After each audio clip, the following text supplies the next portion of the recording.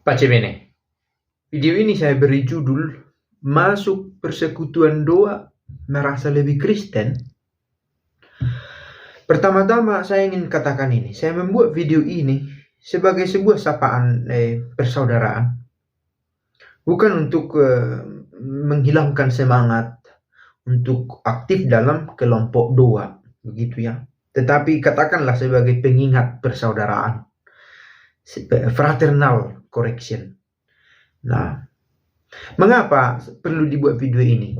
Saya belajar dari komentar-komentar yang menurut saya komentar ini jarang ditemukan di komunikasi resmi di gereja. Tetapi di kolom komentar orang bicara dengan jujur tanpa merasa takut untuk membagikan pandangannya.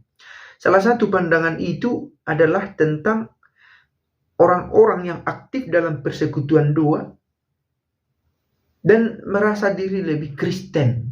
Persekutuan doa karismatik atau grup-grup devosional lainnya di dalam gereja. Oh, kalau kami di grup kami begini cara berdoa. Di grup kami itu kami harus bangun jam sekian dan melakukan ini, melakukan itu. Dan seringkali itu bisa menjadi sandungan.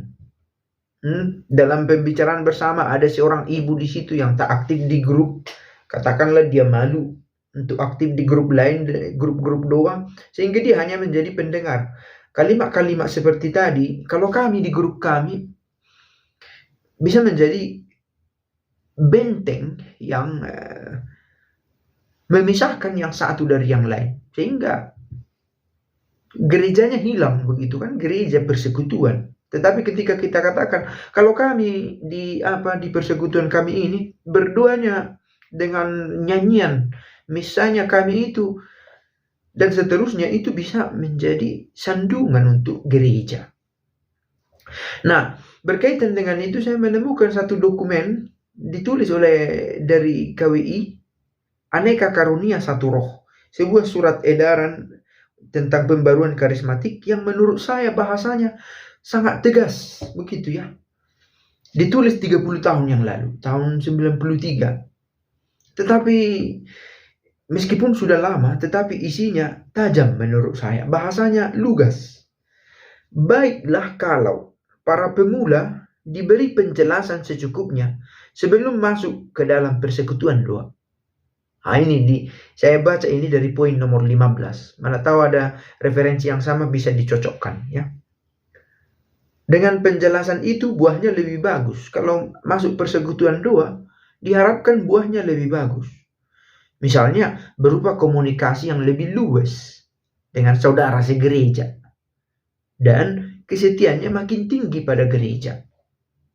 Bukan tadi lebih mencondongkan aktivitas-aktivitas superficial dan malah membuat merasa diri lebih Kristen dari yang lain.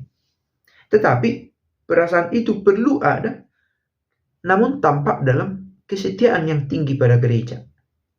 Seminar hidup baru, karena biasa itu dalam persekutuan doa disebut lahir baru, hidup baru.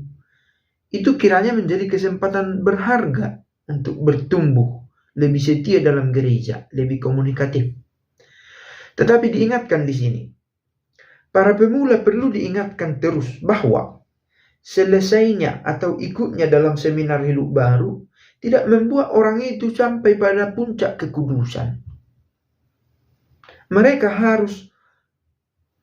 masih harus menghadirkan sang pengudus itu dalam hidup sehari-hari. Sebab hanya dengan cara itu, sehari-hari, hanya dengan cara itu, mereka sungguh menjadi murid Yesus Kristus dan saudara bagi sesama. Terutama sesama yang menderita. Persoalannya begini, ada grup yang sedemikian eksklusif, membuat pertemuan di tempat yang tak bisa dijangkau semua orang. Dengan makanan, dengan perlengkapan, dengan background yang tidak bisa diakses semua orang. Karena biaya, karena jarak tempuh, karena tempat hotelnya atau di mana. Terjadi biaya, ada misalnya biaya keikutsertaan, nanti sudah termasuk itu pakaian, tempat tinggal, dan ada buku sekitar sekian jutaan. Lalu ibu-ibu yang sana yang ingin berdoa lebih banyak dan bersama dengan grup ini, yang untuk makan sehari-hari juga susah tapi punya waktu untuk berdoa bersama, tidak bisa ikut karena sekian juta untuk biaya kelompok ini. Ya, ada bantuan untuk itu, tidak semua orang merasa nyaman dibiayai.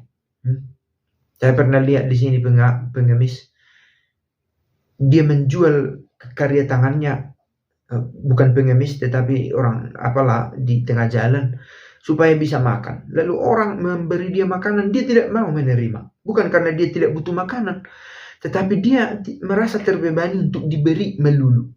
Nah, sama halnya dengan ini. Ada pertemuan biayanya mahal, kan bisa kita bantu. Tidak semua orang merasa percaya diri untuk dibantu. Ini saya pikir persoalan lain dalam menggereja kita. Jalan kesucian adalah jalan yang panjang, tidak hanya karena sudah masuk di kelompok tertentu, kita berada di jalur kesucian itu dengan pasti. Tidak. Jalan kesucian adalah jalan panjang. Kadang melalui hari cerah, namun dapat pula dengan malam gelap. Justru melewati malam-malam gelap, jalan kesucian itu semakin terang untuk ditempuh. Inilah jalannya. Jelas bahwa ini jalannya, tapi susah. Itulah yang harus ditempuh. Kita diundang untuk selalu percaya pada kasih Allah, selalu iman. Waktu mengarungi padang gersang atau laut yang bergelora, maupun tatkala melintasi padang rumput yang hijau atau kebun penuh bunga dan buah. Itulah jalan kekudusan yang panjang itu. Itulah jalan kesucian itu. Bukan karena ikut kelompok ini, ada aktivitas doa, melakukannya beberapa kali, saya lebih Kristen. Sekali lagi, motivasi untuk menjadi lebih setia pada Kristus itulah yang dikatakan buah berharga dari ikut persekutuan doa. Tetapi harus tetap diperhatikan, katanya, perjalanan panjang menuju kesucian itulah yang ditempuh. Dan itu adalah perjalanan hari demi hari.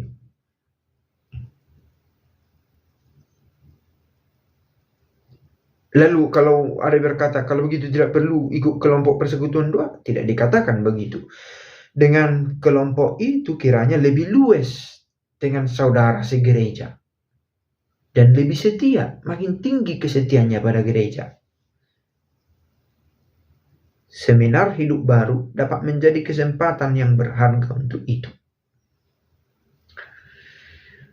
Pace bene.